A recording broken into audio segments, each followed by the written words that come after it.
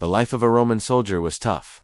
For 8 months out of the year, they would be deployed to far-flung outposts on the fringes of the empire, where it was their duty to fight against barbarian tribes, put down rebellions, and generally die horribly.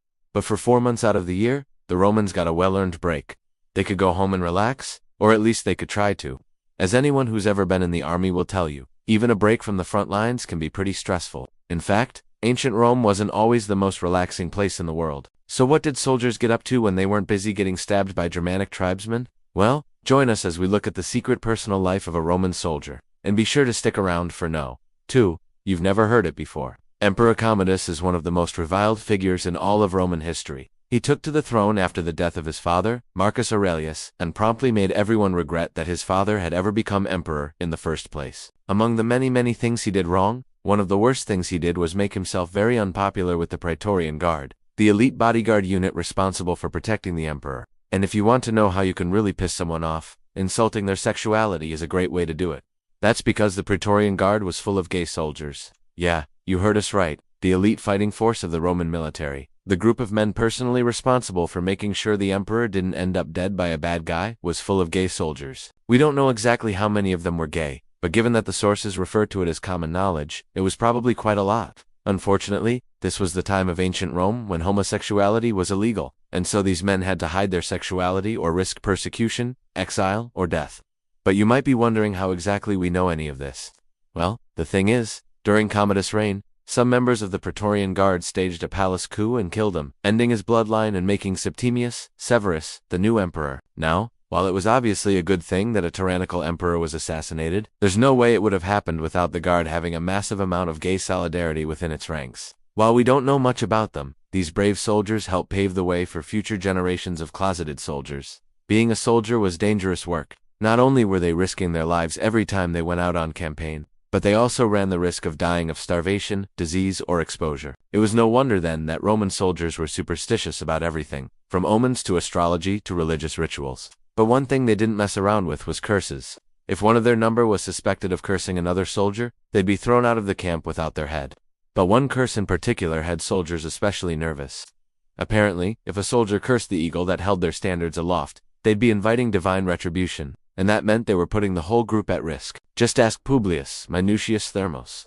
This soldier cursed the eagle and immediately got lynched by his fellow soldiers. But there was one soldier who managed to make a career out of cursing people, Marcus Lennius Crassus. According to Cassius Dio, this guy was considered the unluckiest man in Rome, and he made money off of it. How? By cursing people for a price. Yep, the ancient equivalent of a mobster. He ran a protection racket, but instead of beating people up unless they paid him, he simply cursed them, and people paid him anyway. Given that being cursed could get you killed, this guy's little side hustle probably raked in a nice profit. We usually think of Roman soldiers as being stationed on the borders of the empire, or maybe marching through the countryside. In reality, much like today's military, a large portion of their service was spent doing absolutely nothing. These men were not allowed to leave their posts until they were relieved by their replacements, and they were expected to stand perfectly still while they did it. But it's not all it's cracked up to be. Ask any soldier who's ever done guard duty, and they'll tell you it gets boring fast. So what did they do to pass the time? Usually, they'd play dice. The Roman army was strict about gambling, but since losing your all in a game of chance could get you beaten by your officers, soldiers often preferred to play dice in secret, either alone or with their buddies.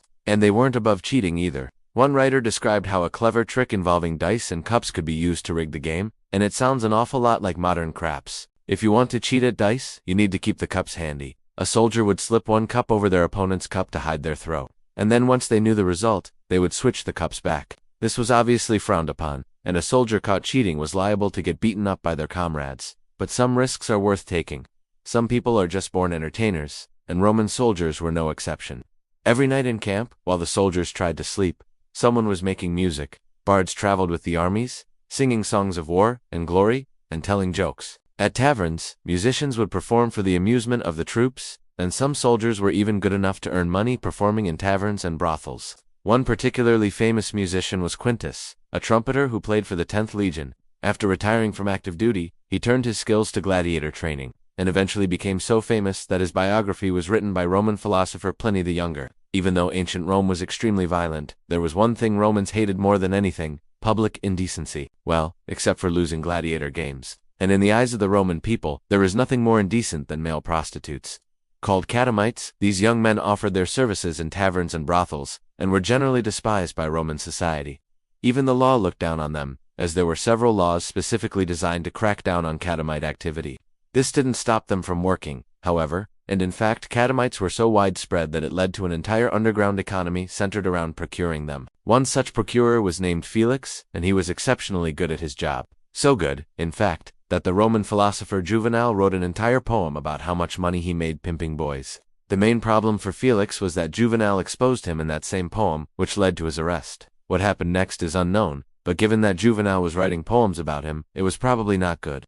But one thing's for sure, Felix didn't deserve to get his life ruined like that. If you ever need a boy, contact Felix, he's your guy. You might be surprised how much the Roman army had in common with the modern US military. For one thing, they both have mandatory physical fitness tests. Yes, the Romans used to do pull-ups. In the Roman army, every soldier had to be physically fit. After all, they were trained to go into battle and kill people, so it was mandatory for them to be able to do push-ups, pull-ups, sprints, and javelin throws.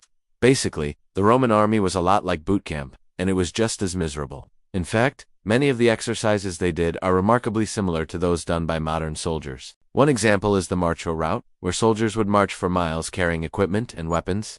This was done to build endurance and to remind the soldiers of what they would face in battle. It's no wonder so many of them suffered heat stroke. It wasn't just their bodies that the Romans exercised, though. Their minds, too, needed to be strong. Remember, the Romans were masters of the psychological game, and they knew how important it was to be mentally prepared for war. So it was common for Roman soldiers to engage in psychological warfare. This could take many forms, from shouting insults to throwing objects into enemy camps. But perhaps the most effective form of psychological warfare was using disguises.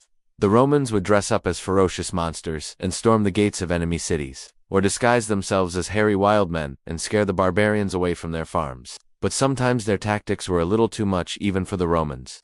Once they tried to trick the Gauls into surrendering by dressing up as hairy giants and stomping around on the walls, but the plan backfired. When the Gauls thought it was hilarious and responded by launching a catapult at the fake giant, Rome might have been the greatest city in the ancient world, but it certainly wasn't the cleanest.